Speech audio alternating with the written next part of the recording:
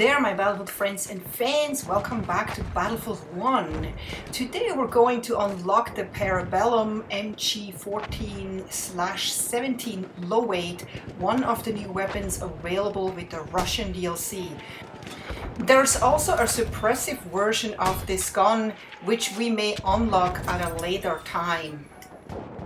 So let's see what we need to do in order to get this gun. First we need to destroy 2 airplanes with LMGs, and then we need to perform 20 kills with the mortar airburst.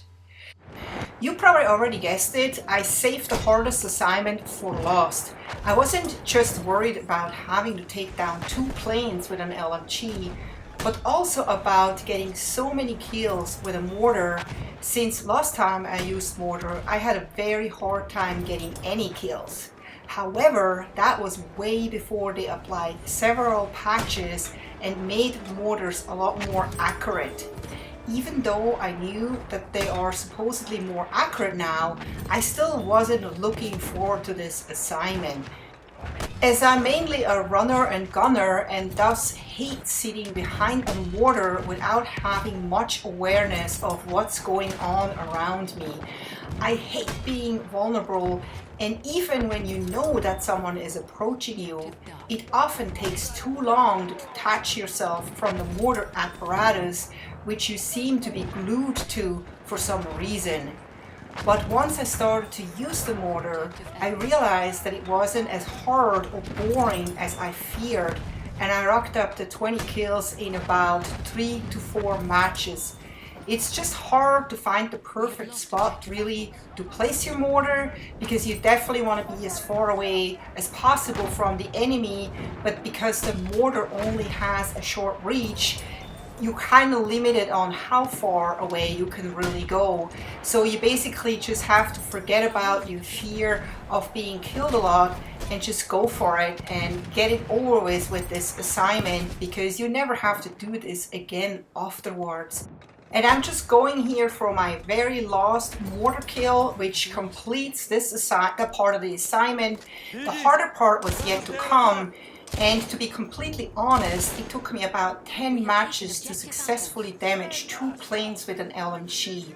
The first takedown happened pretty fast. You can see here a badly damaged plane descended right near me, and a couple of bullets finished it off easily.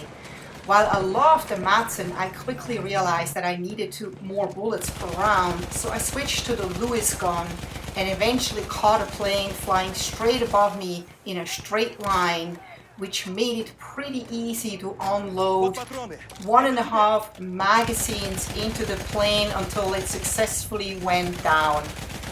And here we go, I finally got the Parabellum unlocked, and I cannot help myself but jump for joy. So there you have it, the Parabellum is finally unlocked and we can take it for a test drive. So let's look at this gun a little bit closer. We can see that it has 700 rate of fire, which is very good. I'm not so sure about the rest. I would have to compare it to the other guns, but it looks like a pretty big gun with a huge magazine, which I can just assume is a pretty heavy gun. And look at that, the pattern here looks like my grandma just made that for me. Well, my Russian grandma, that is. It kind of made me chuckle a little bit when I saw that. So let's see how this gun performs. First thing you'll notice right away is how fast this gun is. And at 700 rounds per minute, this gun seems unstoppable. But you'll soon notice that it becomes harder to take out targets when they are further away. Something that was hard for me to get used to, since I mostly use medium to long distance guns. So let's talk a little bit about the history of this gun. The Parabellum MG14 was a 7.92 by 57mm caliber machine gun built by Deutsche Waffen- und Munitionsfabriken.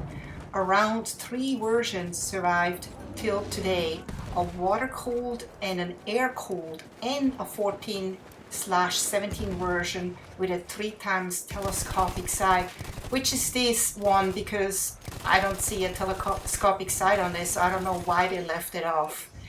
The Parabellum MG14 was a complete redesign of the Maschinengewehr 08 machine gun system intended for use on aircraft and zeppelins that used a toggle action that broke upwards rather than downwards opposite the MG08, making for a much more compact receiver. The fuse spring was dispensed with for an internal spring design. The breech block was completely different and the shells dropped out the bottom of the receiver rather than a hole in front of the receiver.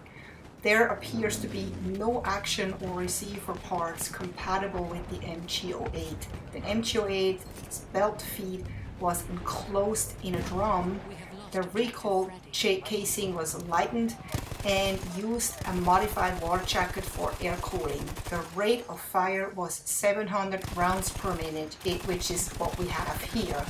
The belt was reduced to 30 millimeter in width. So what's my verdict on this gun? Well, if you don't mind a little bit of a challenging assignment, I highly recommend unlocking this gun. It is a very fast gun, it's a fun gun to use, and I can already see a lot of people using it in the future, especially those who just love to spray and pray. So I hope you liked this video. If you did, please don't forget to give me a thumbs up, and I hope to see you next time. Take care. Bye bye.